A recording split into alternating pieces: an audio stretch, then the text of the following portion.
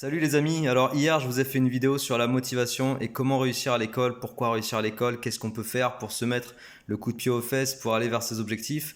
Et j'ai vu des retours super positifs sur cette vidéo, j'ai vu qu'apparemment c'est une vidéo qui vous a plu et il faut que vous sachiez que tout au long de la journée, tous les jours, il y a plein d'idées qui me passent en tête, de choses que je me dis, ah ça il faudrait que je le dise aux élèves sur ma chaîne, ah ça c'est un truc important, il faut que je transmette. Mais je peux jamais tout vous dire parce qu'il y a plein d'idées qui me passent en tête et les idées elles arrivent et puis après elles repartent. Des fois je les note, des fois je les note pas. Bref, hier dans les commentaires, il y a quand même quelqu'un qui m'a donné une idée, un truc auquel j'avais déjà réfléchi mais pas mis en place et du coup là je vais le mettre en place. Quelqu'un m'a demandé d'expliquer un peu plus sur mon parcours scolaire, un petit peu comment s'est déroulé mon parcours scolaire et du coup l'idée que j'ai envie de mettre en place avec cette vidéo là, c'est de vous faire une série de vidéos dans laquelle je vais vous parler de tout mon parcours scolaire mais en démarrant vraiment du plus lointain dont je me souvienne. Pourquoi est-ce que je veux démarrer du plus lointain? Parce que si je parle tout de suite de ce qu'a été mon parcours lycée et supérieur, on va pas bien comprendre comment j'ai développé l'état d'esprit que j'ai pu développer. Et j'ai vraiment besoin de remonter suffisamment loin parce qu'il y a des choses ancrées en primaire et au collège qui sont clairement connectées à ce que j'ai fait ensuite au lycée et ce que j'ai fait après le bac. Donc ça va être une série de vidéos, je ne sais pas combien il y en aura, mais là c'est la première en tout cas. Et dans cette première vidéo, je vais remonter à mes plus lointains souvenirs que j'ai sur mon parcours scolaire et je vais me contenter de parler de la primaire et du collège. Je vais regrouper les deux parce qu'il n'y a pas grand chose à dire sur mes années primaire-collège. Il n'y a pas grand chose à dire au sens où il y a rien eu de spectaculaire. Mais il y a quand même deux choses, j'y ai réfléchi du coup quand j'ai préparé cette vidéo, je me suis dit qu'est-ce que j'allais raconter sur primaire-collège. Et il y a deux choses qui ressortent particulièrement et qui sont vraiment connectées à la suite de ce que j'ai fait au lycée.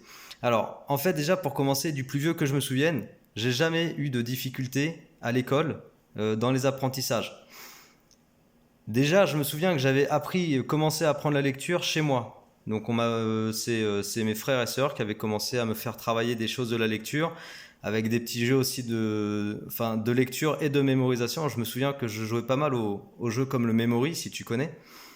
Et c'est des choses que j'appréciais beaucoup, tu vois. Faire travailler la mémoire, c'est un truc qui m'a toujours plu du plus lointain que je me souvienne. Et du coup, quand je suis allé à l'école, les premières années, vraiment CP, CE1, etc., j'avais vraiment plaisir, par exemple, à la lecture, tu vois. Quand il fallait lire en classe, à l'époque, on lisait des Ratus, je crois, ça s'appelait, c'est les livres d'apprentissage de la lecture. J'étais toujours à lever la main, tu vois, pour pouvoir lire.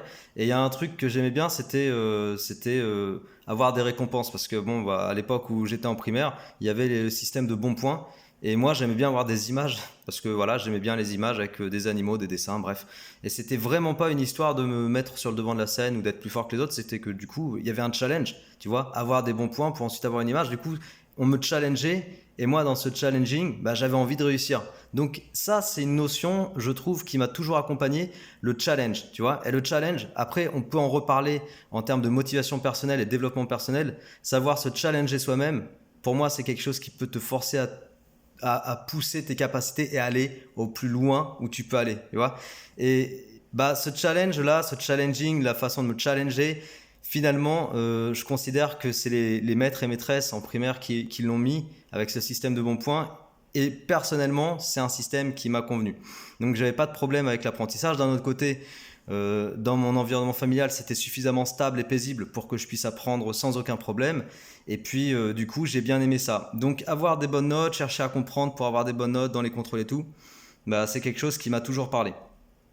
Après, il y a un truc, et par contre, ça va être un truc super important, c'est que dès la primaire, et ça, je dois t'en parler parce que dans la vidéo que j'ai faite hier sur réussir à l'école et la motivation, je t'ai parlé des choix, du fait d'avoir le choix, d'avoir tous les choix possibles sur ce que tu veux faire plus tard, et que c'est vraiment un outil de motivation perso. Ouais, tu vois, il y a un truc que j'avais détecté en primaire, c'est que j'aimais beaucoup jouer.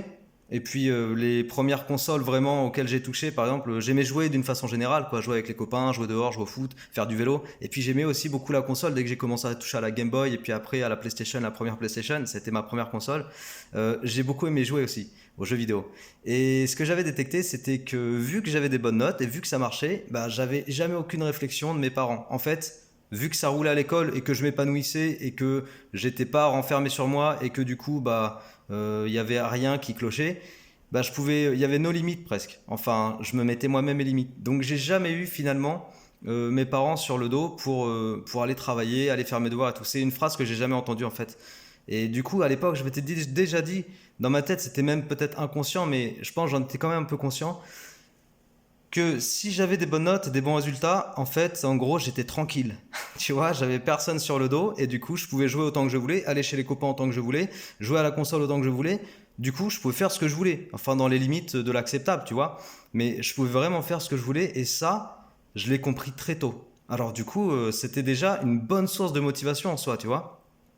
Je me disais déjà, si je travaille et que du coup j'ai une réussite globale, au moins à l'école, bah je suis tranquille en fait. Et il n'y a pas de problème. Et ça a continué au collège. Du coup, naturellement, au collège, j'ai continué sur la même dynamique. Alors, j'aimais déjà particulièrement les maths à l'époque, pas forcément les sciences. J'ai pas de gros souvenirs de la physique, même si aujourd'hui, j'aime beaucoup, beaucoup, beaucoup la physique, autant que les maths. Mais au collège, c'est pas le truc qui m'a le plus marqué finalement. C'est vraiment les maths. Et les maths, je me suis éclaté. Et à chaque fois, je me souviens qu'il y avait cette satisfaction d'avoir des bonnes notes. Alors, j'ai pas toujours eu des bonnes notes, mais j'ai quand même fini le collège, je pense, avec des 18 ultra régulièrement en maths. Le brevet, je l'ai eu haut la main. Et j'ai passé ces années collège toujours dans cette optique de pouvoir faire constamment ce que je voulais faire parce que mes notes, elles allaient dans le bon sens. Et du coup, j'avais une totale liberté d'action quoi, dans mon quotidien. Et en particulier pour jouer, puisque quand on est enfant, c'est ça qui nous intéresse. Aller voir les copains et jouer. Voilà. Qu'on joue aux jeux vidéo ou qu'on joue à autre chose, peu importe, ou aller voir les copains pour juste rester avec les copains. Mais si tu veux, déjà, j'avais capté à cette époque-là que d'avoir des bonnes notes, d'avoir une réussite, bah, ça me permettait d'avoir une totale liberté de choix et d'action au niveau d'un enfant de primaire et de collège, hein, on se comprend bien. Et du coup, ça, c'était déjà ultra précieux. Donc dans ma tête, et je t'ai parlé la dernière fois rapidement, je t'ai dit, c'est au collège que je me suis dit, tiens, bah, je serais bien ingénieur, ça a l'air de me plaire et tout. Mais ça, je vais pas t'en parler tout de suite parce que je te ferai vraiment une vidéo spécifiquement sur ce qui m'a amené cette idée. Je vais pas t'en parler là maintenant. Mais le truc que je voudrais que tu retiennes, c'est ça, c'est que déjà, j'avais compris à cette époque-là que si je réussissais, bah, ça me laissait une liberté d'action. Et c'est un truc ultra important qui va me suivre après dans la suite de mes études.